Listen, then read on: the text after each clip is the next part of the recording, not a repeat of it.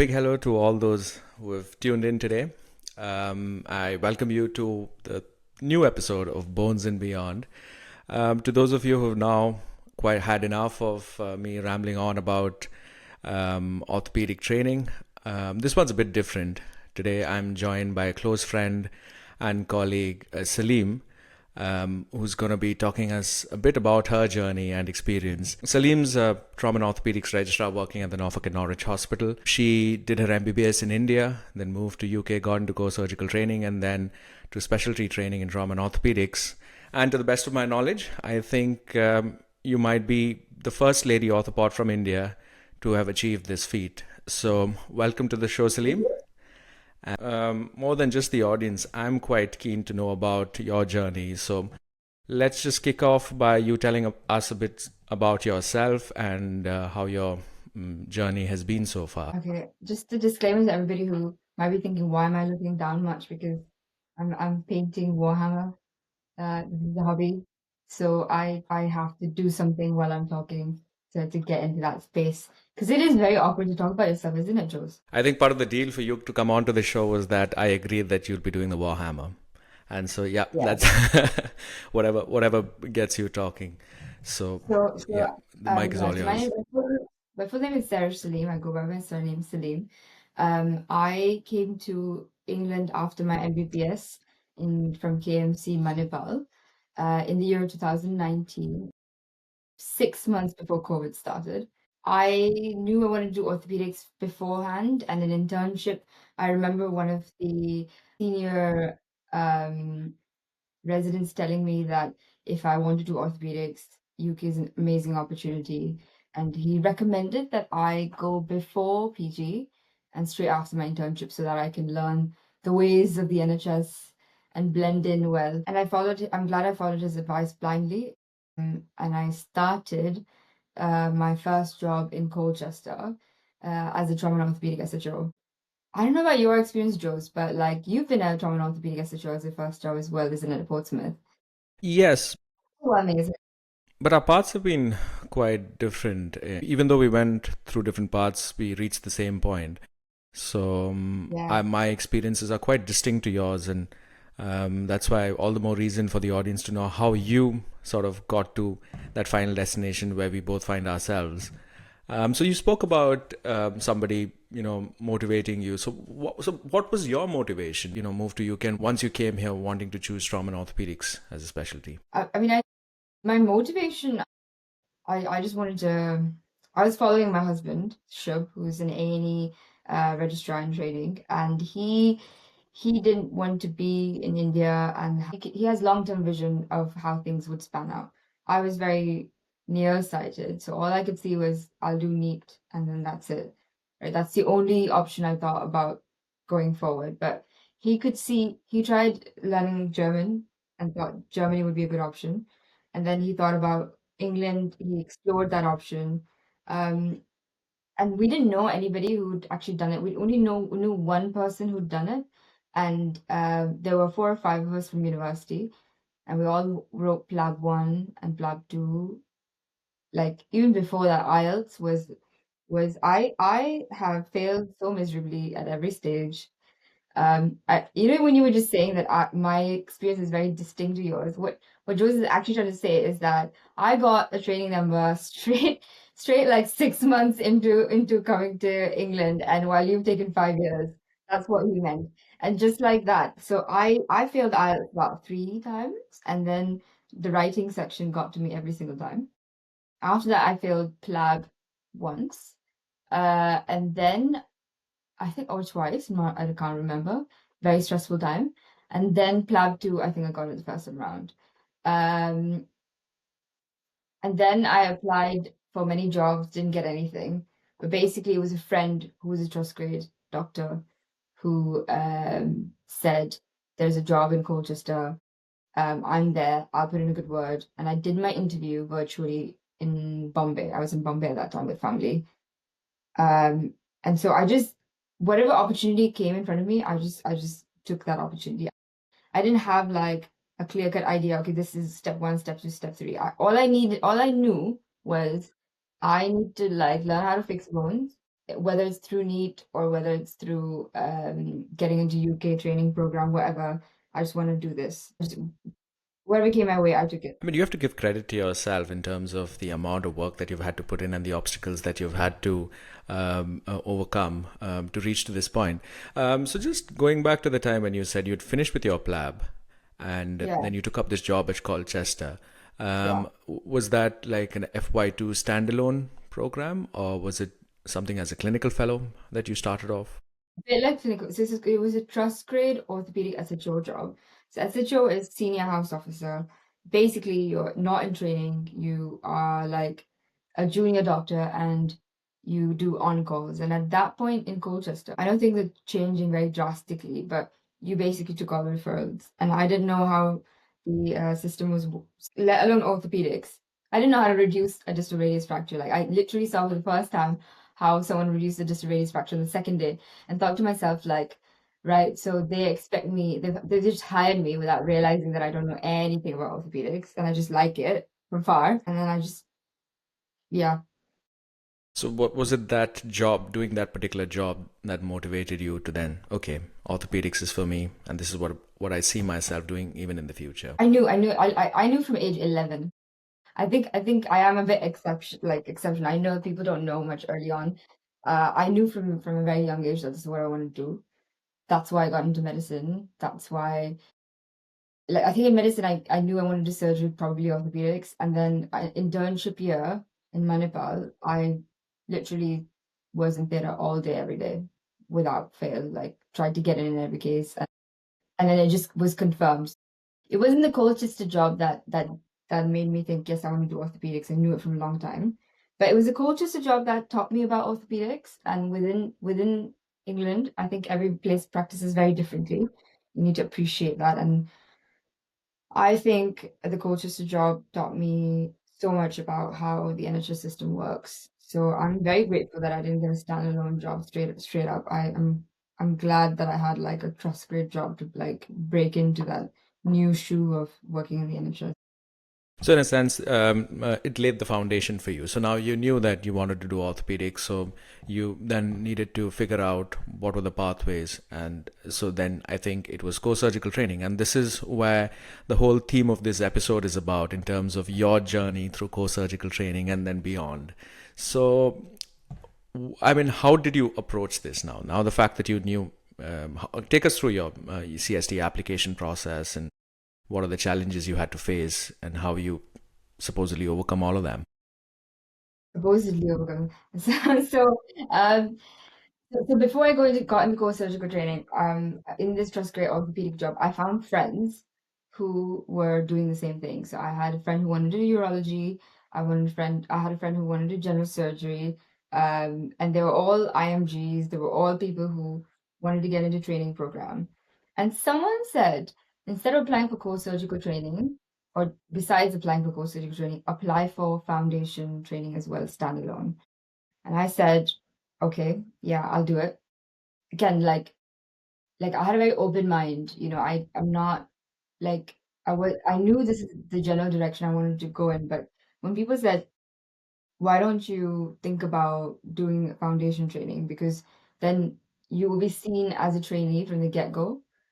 And then you come from a place of having the foundational experience of a doctor in training in England, as opposed to someone who's done internship and then becomes a registrar in England. So I took that advice. I applied for foundation standalone. I applied for it. I sat the interview, but while I was doing that, I knew that like the self-assessment for core surgical training, I printed out the whole thing and I put it on my wall and I wrote like what I needed to make get maximum points. And and I would look at it every single day, like passing in and out, and I would see, okay, there are two audits, and I didn't have any. So I just asked people about audits. And people helped me along the way. Sunny Barak is he's the post CCT on orthopedic, going to be consultant. At that time he was a registrar. He took me through the process of how to plan an audit. How do you what's the difference between an audit and research? And I did the groundwork, I registered it. I found like a degree will give me 2 points. And I was like, I can't get a degree, but I can do way more audits and fill up there. Like I needed to get these many numbers. So I had it there and I was already doing it while I was sitting for the interview for F2. So everything in England is 1 year in advance. Like you can't do it 6 months, 3 months. You have to do 1 year in advance. So I did that. I did that. And then basically this post of core surgical training opened up. And I applied and I got shortlisted and I interviewed. And it was a very difficult time because I lost my grandmother. It was COVID and everything was in the air. People didn't know what was really happening. A lot of my projects were half baked. But I had my husband, who is an A&E trainee at the moment, Shubhendra Kushresht, and he is also a coach. And he actually found out that he's a coach while coaching me, and he was able to direct me and give me clarity during this very difficult time. And it's really difficult to have belief in yourself, isn't it, Joe's? Like when Absolutely. I you, mean, and I've known Shub, and I know how great he is, and he's actually helped me a lot, even kickstart this endeavor. yeah, And I'm sure throughout this particular episode, with the amount of support he's given you, we'll be talking about him a lot. But I agree with you in terms, you can't do this alone. It's a journey where a lot of people have to support you through it. There are also a lot of moments of doubt that creep up.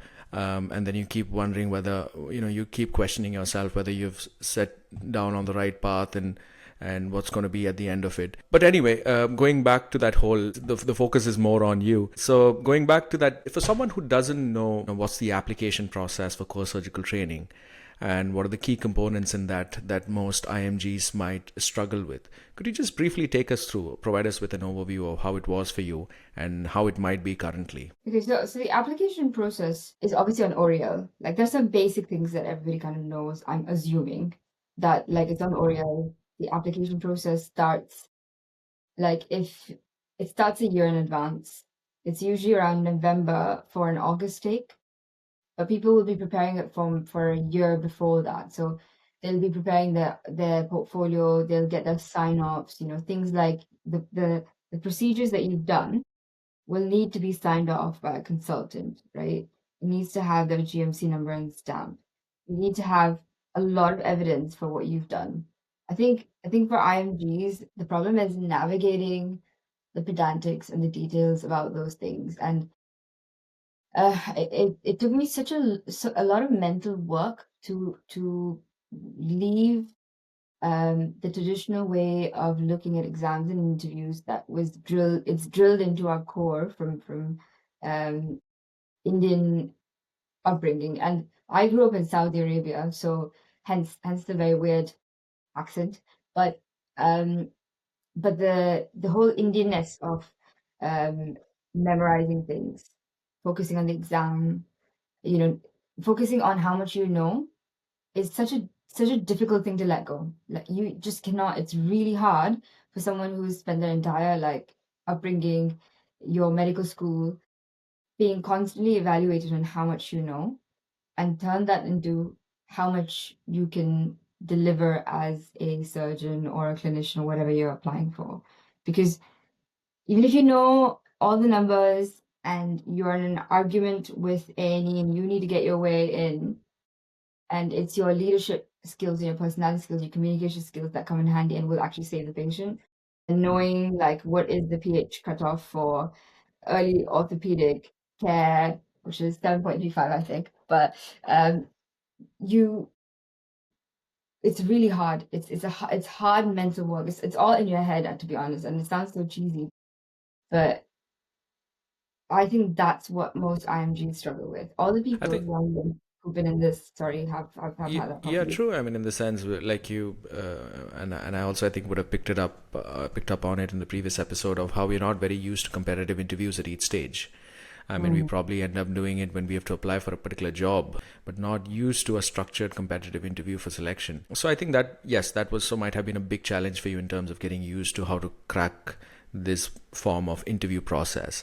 But from what I gather, that process has also changed slightly now.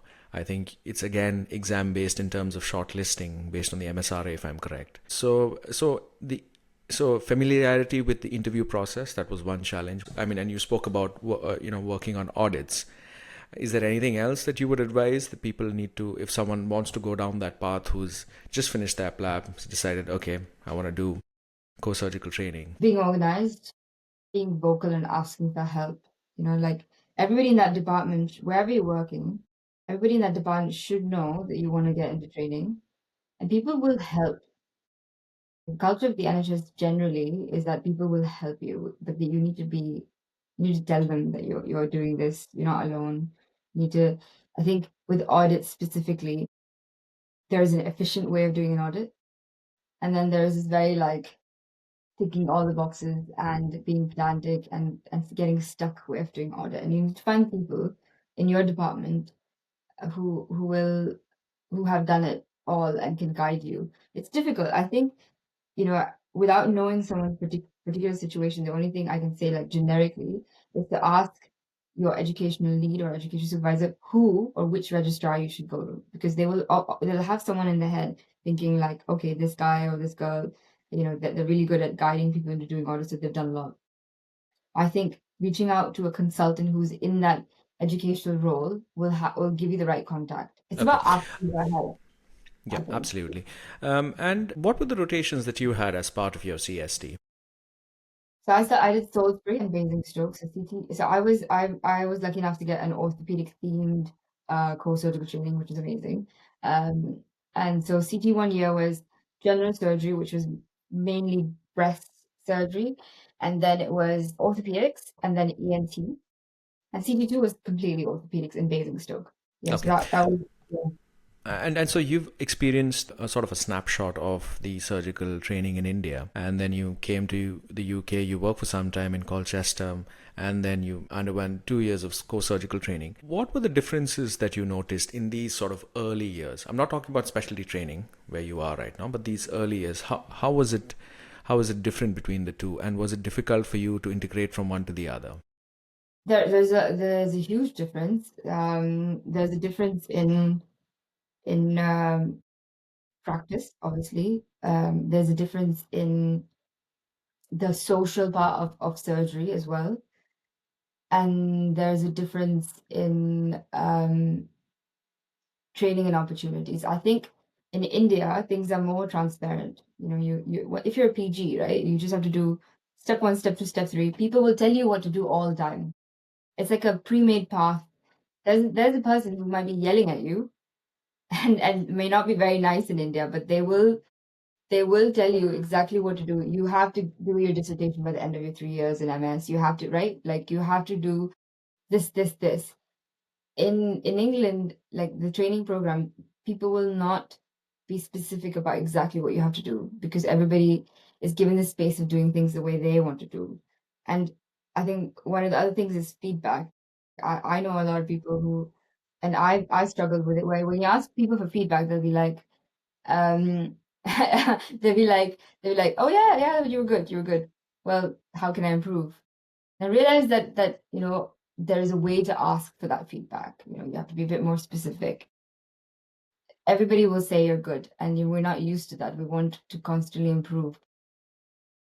You True. know, I mean, in the sense, you're right. There is a way to ask for feedback, and there is a way to give feedback, and these are things I'm actually learning off late. How the different, as part of the PG cert, what are even the different models of giving feedback, and people need to have some form of training, but especially when you're an educational supervisor or clinical supervisor, and someone comes up to you and you have to give either a formative or summative feedback. It's something which one needs to undergo some form of training. It's not something you can just give on the spot. So you underwent this 2 year period of training, and then so obviously it's a busy time, and then you also had this at the back of your head that you wanted to get that number.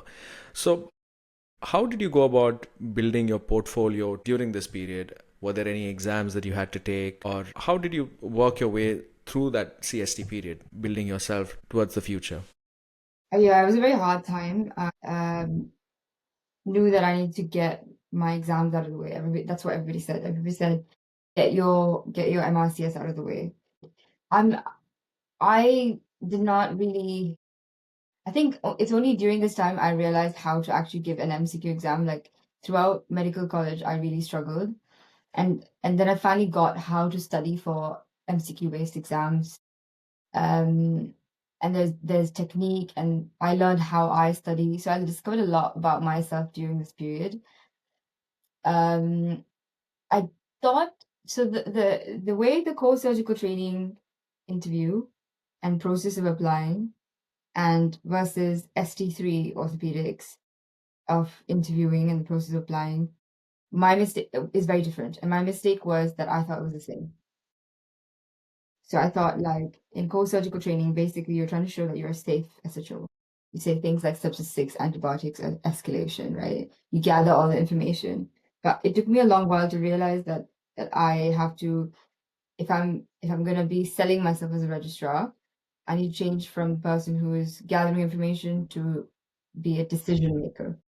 Someone said that to me, and then I realized that. And mm, people helped me, along the way, like CT1 within orthopedics. I had discovered that some of the procedures that I did, or like just reducing a hip, is very different for me compared to a person who's traditionally taking orthopedics. Because I know you can't see through the camera, but I'm 5 foot and very small. And um, at that point, I wasn't very athletic. I think now I'm way more athletic than I was.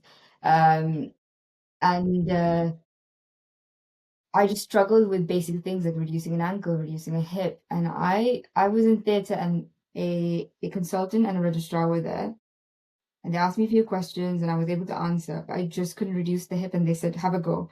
And then I remember the 6'3" 6'3" height consultant just like bend lower down and say, actually, Saleem, like from your perspective, this is actually really hard. Let's drop the table down. And then we dropped the table down all the way down.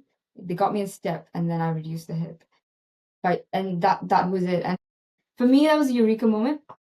And I realized that just applying and ticking those boxes for ST3 is not enough. I need to mentally be ready to take that registrar job. Like I need to be a registrar before I apply for it.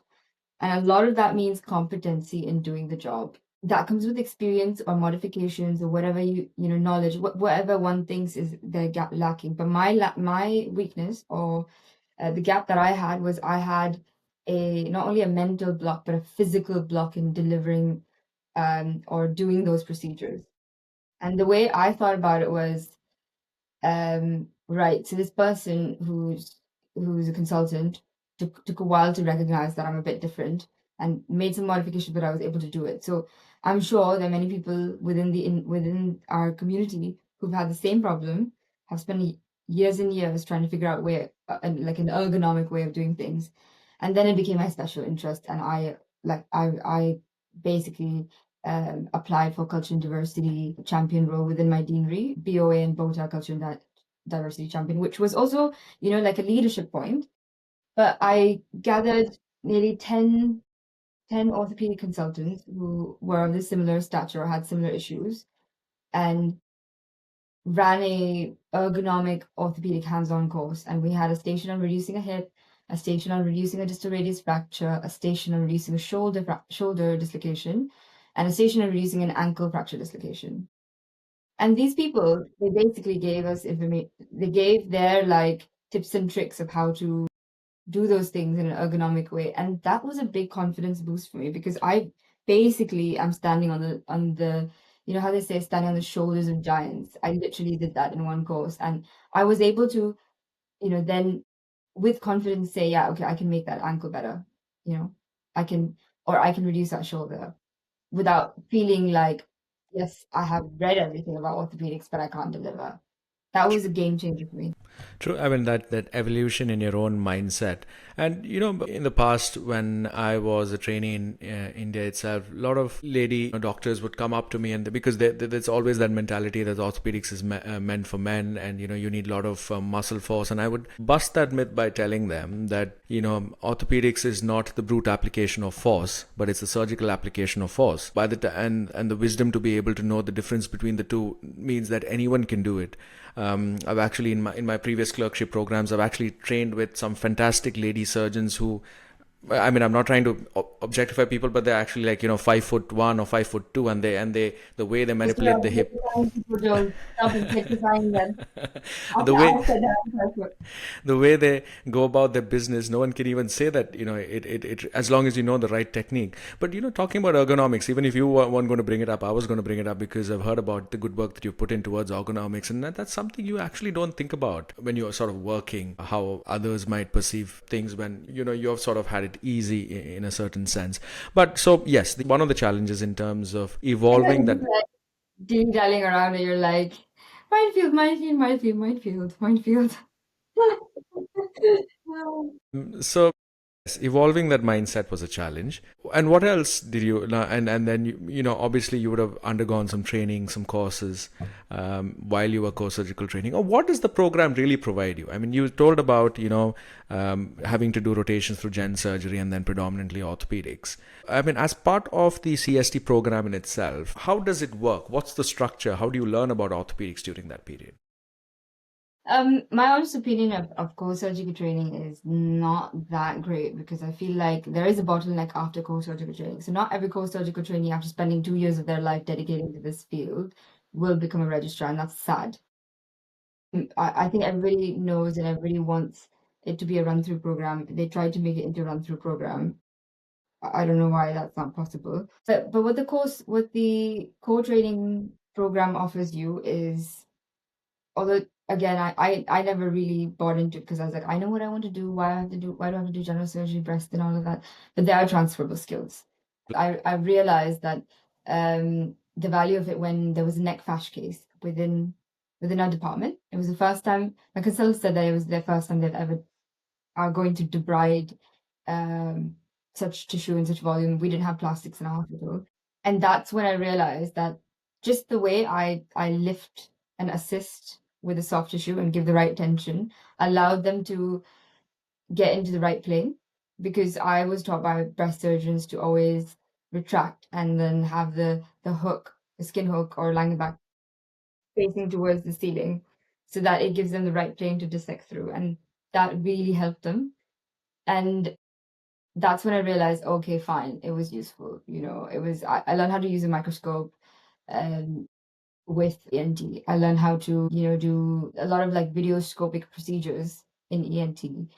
Um, with with general surgery, I just learned about CT abdo-pelvis basically and how to request that.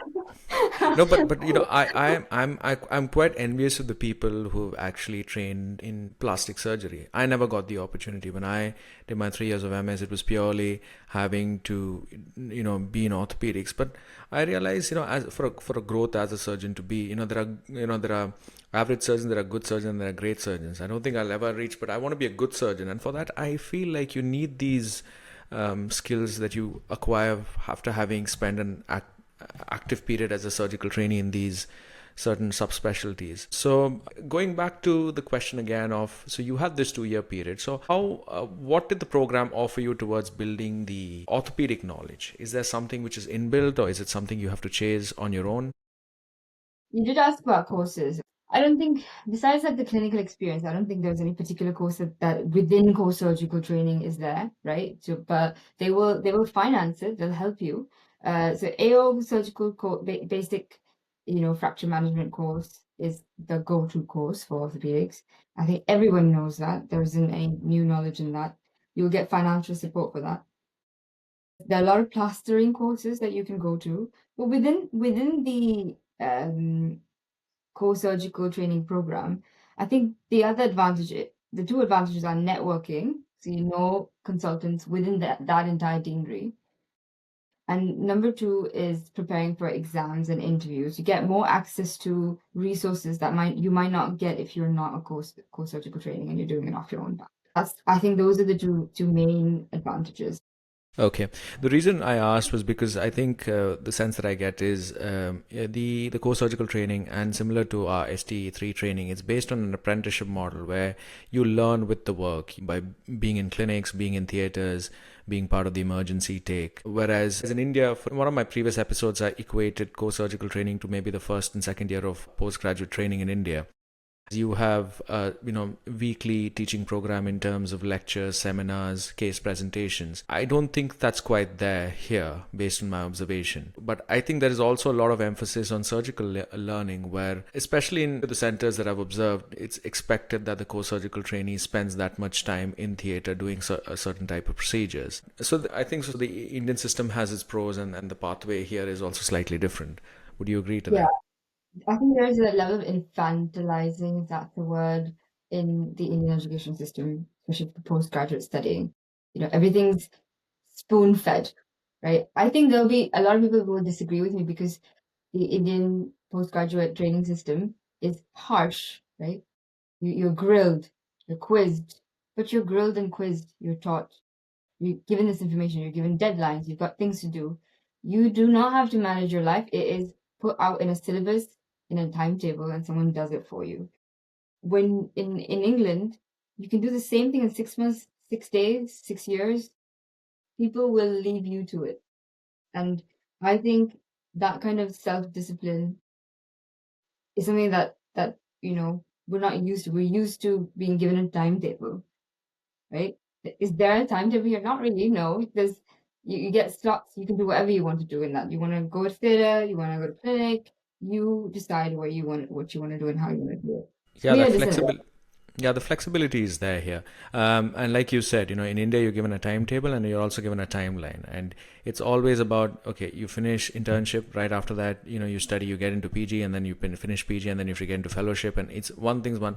Whereas here, what I've noticed observing my colleagues is they take the time with each. There was someone that I know who, right after maybe core surgical training, didn't get a number, decided to take 1 year off and travel the world and experience life, and then come back, hopefully wiser, and then start again. And then all these life's experiences help with also help with dealing with patients. And I think like I mentioned in one of my previous episodes, I think gaining knowledge is one thing and acquiring wisdom is different, and that comes with life and living the experiences. So when you sort of decided, fine, now I need to sort of approach, sort of in a competitive way, approach towards the number. Were there any particular courses that you swore by, or any educational material that you used that could be helpful to others who would be wanting to apply? Yeah, so again, everything's out there. I did every course that I got my hands on, and I spent a lot of money. Let's Talk Dr. Rishigir's course was really good. I think I was the second batch he had, and now it's like I recommended it to a lot of people, and it's blown up significantly. Um, there are a lot of question banks online. I don't think one is better than the other, right? If you speak to people I know a few people who have scored or gained or have had like the top 10 rank. I know 3 or 4 people who've done that. And if you ask them like, oh, which course did you do or which book did you read? They will not say anything radically different, right? So it's again, it's such a like Indian mentality that I had to get rid of, like personally. I had to stop asking myself, oh, which book did you read? Or which course did you go to? Because it's such a thing, right? Like, oh, I'll just send you this list of PDF books that I used and you're gonna use the same thing and you'll be fine. No, you won't. No, this is not a knowledge exam at all. It's a mindset, it's a experience interview, which is why having my husband by my side, again, shout out to him, having him coach me through it, giving me a structure and learning how to speak in front of a camera, making eye contact, having that set up, how to answer questions succinctly, listening into trauma meetings and being able to learn how to articulate your answers and your thought process is so important. And you know what? Like it's like a muscle. I was preparing for interviews, and if at that point you were asking me a question, I would give a very succinct answer. You ask me now, I won't be able to be that succinct. People who know me at work will tell you that I'm not as succinct as I'm claiming now to be. It's because you have to practice. You have to record yourself. You have to speak in front of the mirror. You have to get a coach. You have to work. It sounds so. Um, unlike any Indian exam that you have to work on yourself and work on your mental blocks and deal with imposter syndrome. I don't think I have imposter syndrome, but deal with like your mental blocks of what you think, why you think you shouldn't get it, why you think you should get it, and work on that. There's a lot of inner work of belief in yourself that the I feel like the interview requires. That's a personal like take on this whole interviewing or ST3 getting process. Someone else might have a different experience and say that's all bullshit. Learn these 10 questions, get in the interview, and you'll be fine. But I feel like yes, you may get a number, but your ST3 is going to be very tough if you haven't done enough So preparation. you went through all these moments of nerve-wracking moments and difficulty and sustained periods where you felt like this is so difficult. How did it feel when you finally got the number? I reached this stage of so again weird things that because I didn't get a number the first time round, and it was heartbreaking because I felt like it was unfair. Retrospectively, like everybody would say, when something bad happens, you're like, "Oh, I'm glad it happened. It was actually good for me because I worked on myself." And I'll say the same. Uh, but I before the interview, I reached a stage where I said that if I get it or if I don't get it, I won't feel any different because I'm ready. And when I got it, I was happy, I was relieved, obviously, and I cried and everything. But it wasn't like, oh, thank God I got it. Like it was like, oh yeah, this was supposed to happen anyways. Like I had it already. It's just a formal invitation. So it was a very yeah, and it was an emotional moment for our family, my husband and I, and because I worked 5 years, having the vision 19 August. From then, I had a vision of getting a trading number, and then I got one last year. So it's 5 years of just like non-stop working towards something. Shub's been through a lot with you and he's had a significant role in supporting you through all of this. Take us a bit through in terms of what he went through and his role in your journey to get you to this point. I think instrumental. Having family support is so, so important. Having balance, thing to say, so important.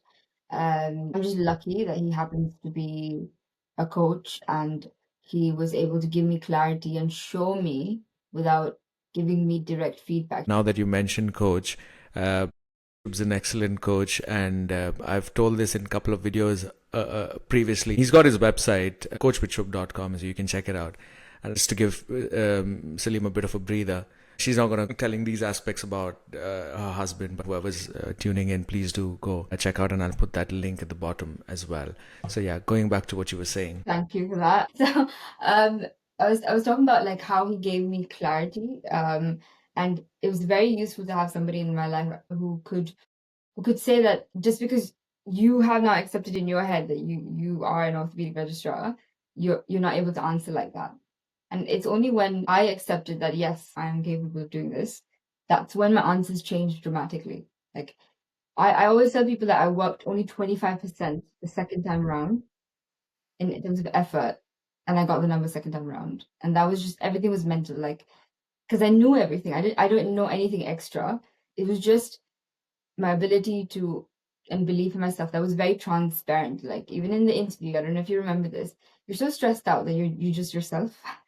And your real self, no matter how much you practice, your real self does show up. And if you don't really have that belief, he took all my biases and that I had within myself about myself and about orthopedics and completely wiped it out. And he was able to see the orthopedic surgeon in me before I was able to see it.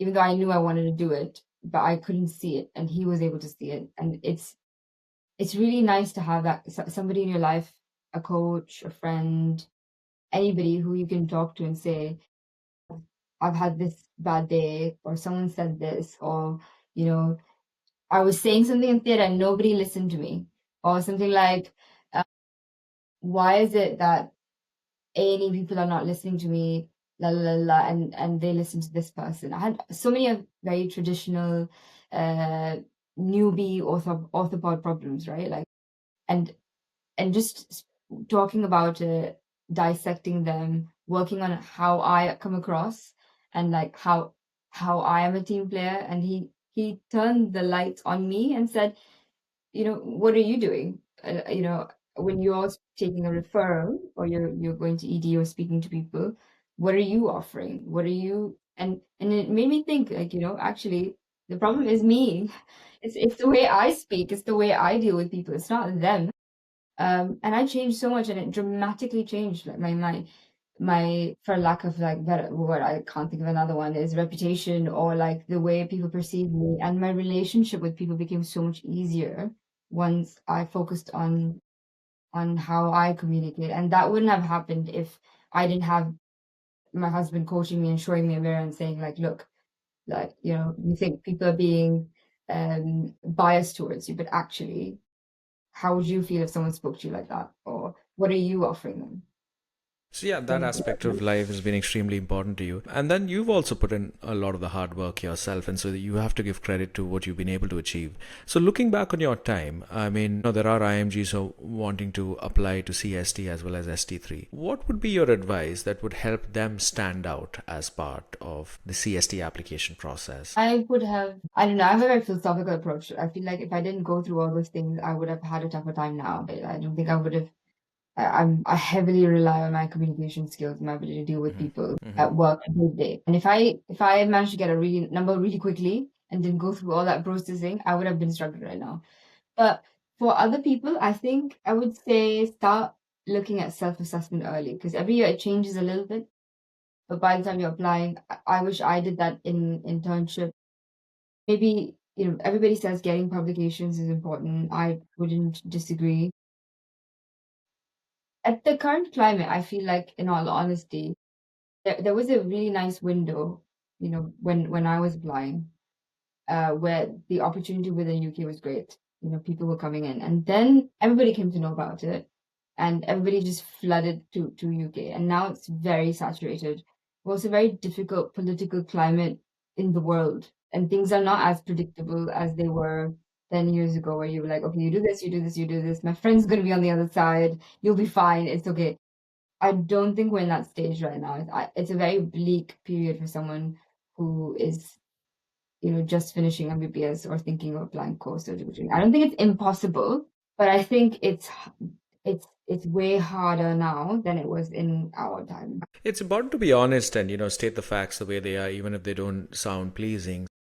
From that perspective, because you went down this path, what would be your advice be to someone who's supposedly either in their final year of medicine or doing their internship in India and has aspirations to come to UK? What path should they be choosing? Then this is Well, purely your opinion. People might have different. yeah, I'm just I asking can your opinion. definitely do what I did, in the sense that don't do PG in India, because if you want to come work in England and you live and work in England, why would you do PG in India and then come here? Because you're wet clay early in your career, and then you're set in your ways. It's really hard, and you know this, Joes.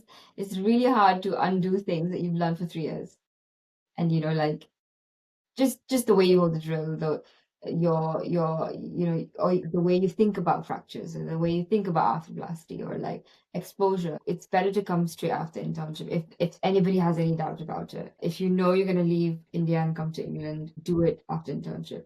Number two is, what was the question again? I mean, for someone precisely this, what would be your advice who wants to come to UK and pursue orthopedics? What would be your advice in terms of what path should they be choosing?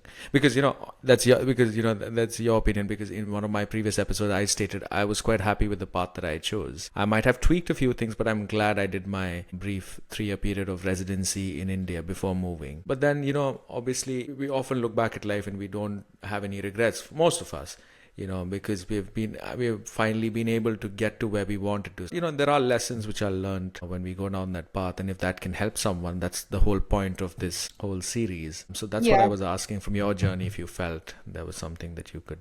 No, I think I would definitely come straight after internship. But yes, I agree, like in India you get a lot of hands-on. You get to deal with fractures quite independently, but then you're not practicing in India. So then you will have I feel like there's a lot of conflict in how medicine or orthopedics practiced from one country to another, even within Europe. Um, then I I wish I was more research inclined. I still wish I am. I wish I am research inclined. Like it's a weird situation. I really wish I put in more effort to really break that getting into the research world barrier because it can take you places. What else? So I've So just asked what? you a question What? here. So if it wasn't orthopedics, was there anything else that you possibly saw yourself doing in life? No, man. Just like this is it. That's it. This is the only thing I can do. Um, if I didn't do this, I would have been a very sad person. I had to for F2 standard, I had to do elderly medicine for 4 months. It's the most depressing period in my time life. Like I literally like I think look back and just like the numbness of like the ward. No offense to people who are medics, like but just like waiting endlessly on a ward round for nothing to happen. I'm so sorry if I'm gonna offend so many people, but like it just broke my mind, and I still feel like nauseous thinking about that time period. I met amazing people, and I learned a lot about elderly care, and I love old people, and it's helping me today as an orthopedic surgeon. But I would not do anything else. Like There's a I just reason why I cannot. decided to be surgeons and not go down the medical. You did mention, when you sort of got the number and ST3 is a challenge or, specialty training is a challenge. So just take us through what your week as a specialist registrar looks like. Because I spoke about mine in the previous episode, and I just want the audience to hear from someone else's perspective on what their week feels So like. what it looks like. So I work for bosses who are doing limb recon surgery, so complex It surgery. doesn't have to be specific to the bosses, but in So, general. so, so PNA and then PNA as well. And I will start my week off with an MDT on Monday. The second half is pretty much free to do whatever I want to do. So I can either do pre-op planning or I have to see patients every day. So all my inpatients I have to see every day. I have to liaise with when I say liaise, basically there's an SHO or an ONP, orthopedic nurse practitioner, who will kind of do the ward round or see patients and they'll have questions and you kind of troubleshoot or make decisions. And you need to know all your inpatients, basically your boss's inpatients. Then on a Tuesday and a Thursday, I would have an elective list. So I would have already prepared for ideally, I would have already prepared for that list, have sent my pre-op plan of what I would do if I was calling the shots, which is always wrong. And then we learn. Then um and then I would spend from like 7 o'clock, 7:15-ish or 20-ish, get to hospital, see the pre-op patients, be ready by 7:45 with the boss, and then the day starts and kind of finish around 5 with the elective list. On Wednesday, I have full day clinic, double mats, as my consultant says. Um, and then Fridays is again either I would be put into like a trauma list or it would be left up to me. So there's a lot of flexibility of what I do in my off time.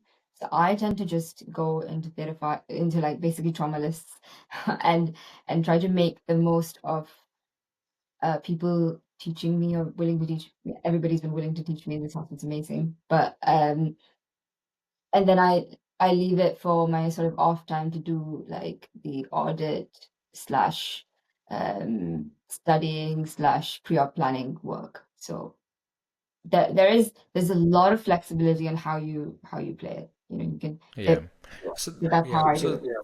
so those are some of the good things with the program. Yes, it's quite power packed, but it also gives you the flexibility and helps you identify your own objectives and how you want to be reaching your work towards your goals in the future. Looking back, last few questions for you. Looking back in your time and your journey, what are the things that you are very proud about, and what were your two or three biggest challenges during this period of coming as an IMG to the UK, CST, and then ST3? I'm proud that I was naive enough to think that I could do it. Because if you ask me to do something like challenging as this now at age 31, I would be thinking about it so hard. I would be like, oh, these are the benefits, this is the risk, this is what the time. Back then, I was so like young and like completely unaware, that I was just like, yes, I could do this. I will do this, come what may. And that's exactly what I needed. I needed like to have that attitude that regardless of whatever happens, I'm just gonna like brush dust off, start again, brush dust off, start again. And if I didn't have that kind of attitude, so that's what I wouldn't have been here. I'm very, very happy that I had that attitude. And um yeah, and if I and challenges to with, is that the second part of the question? I will throw a challenge at you in a bit, but I want to know your challenge as an IMG, coming here, going through the core surgical training program. Maybe give me, something which was a challenge for you during your CST Oh, and ST3 period. communication. I know that word is so overly used, so people lose the meaning of the word communication. But within English culture, um, like the medicine in in England is heavily influenced by English culture. You can't take that away. And I think I look back, like I grew up in Saudi Arabia, and I look at Saudi Arabia now, and I'm like, actually the culture of Saudi Arabia heavily influences medicine there as well. Wherever you are, that relationship between culture and your actual day-to-day practice is so closely linked, and you forget about it and nobody teaches you this. But learning, in between the lines, talking about the weather. Talking about the weather in England is a thing. Absolutely. As an outsider, you can't say that the weather is shit. You have to say, but you have to complain. You have to agree to the complaint, but then at the same time, you have to like not do it, not be too against it because you're kind of a foreigner. And there's so many nuances. Like yes means no, no means yes. It's just the tone, right? Like if you're True. liked I within don't your, think I've ever, absolutely, I yeah, don't think I ever check my weather app as much as after coming to UK. and Um, yeah, and if you're liked within your work group, I didn't know that if you're made fun of at your work group, you're actually really well liked because nobody will make fun of you. Otherwise, like things like that. Never ever in India you would have had this kind of situation. Like, and there's a really nice book that helped me with it, and it's called Watching the English. And like listening to the audiobook, I had so many aha moments. I said, "Oh my God, is that what people meant?" And that is a big challenge. I highly recommend that book. And I'll throw a challenge at you. You say that Shub's done so much for you. So I'll put his wife on the spot. He's a good friend of mine, so I can play a prank on you. Give me your best sales pitch for him. For him, Job will be able to magically give you clarity in your life that you've probably never experienced before. And whatever you're working through, the answer is within you. He literally open the curtain and your answer will be there. And you'll think to yourself, oh my God, it was right there. I didn't see it. And he'll just hold your hand and take you through whatever you're going. That's how I feel about him. And I'm a living, breathing example of that. That's so sweet. So and the times when he's not with you, where else can people find him? Which I think I've already. Yeah, I thought whether he had any other resource. Yeah, I think he's also there on LinkedIn, so that's where you can catch him. But so yeah, I've taken quite a bit of your time, and it was quite interesting to know your journey. And I think this conversation, rather than being more academic, was in a sense more philosophical in nature of how how you overcome all those obstacles and created your own path. Like I said, we've sort of come to the same destination, but we've taken two different paths to reach to the same point. So any closing comments from your end? And if people who have listened to this and are quite keen to know about specifics of certain things of the application process, where can they reach out to you? I'm not available for them. Or maybe through your husband, like that you can take an appointment with the husband and say, can I get one with the missus as a plus one? So I can imagine people listening to this and being like, man, I just wanted to know which course to go and what to sign up for. And she's going on about like self-belief and like soft things. And like for those people who think like that, okay, fine, like you can do this. But you will have to deal with it at some point in life. You do it before or after ST3, I don't know. It's better to deal with it earlier, and it is a challenge, and nobody likes to talk about it. Nobody addresses it. It's an elephant in the room. But how you present yourself, communicate. how you're dealing with those non-verbal things and in between the lines and navigating that is most of the battle. And there is no book or a course or anything that can actually help you with it. It's basically a lot of introspection or having a coach or a friend or anybody to walk you through it. Yeah, that those would be my closing comments. I don't offer any service of coaching myself, or like I'm not really gonna put my email address out there for like 10,000 people to email me. Knowing that Joe's is very popular, I'm So you can expecting get that. in touch with me, and if you've got questions for Saleem, you can run them by me, and I can. I do get the liberty to ask her questions in an unhinged manner, so I'll get you the answers. I can answer to that. Yeah, absolutely. Yes, but it was lovely chatting with you, Saleem, and thank you so much for. You're technically my first guest that I've interviewed, so thank you for joining in, and thank you for being yourself. Yes, to return the favor, I might do one of your struggle to do end, but I'll do one of your Warhammer, Will whatever these you? things are called. Will you now? Are you saying on Yeah, camera? for being on the episode, I'll do that as a. But I'll be rubbish at it, but I still No. will at That's least make the your attempt. mental block. Maybe you need coaching. That's a topic for a different day. But anyway, like I said, we're gonna bring this episode to a close. If you've got any questions or anything that you'd like to ask, the details will always be at the end of this video. There's a lot more other content on the channel. So thank you all once again, and bye bye, I guess. Yeah, bye. Thank you. Thank you.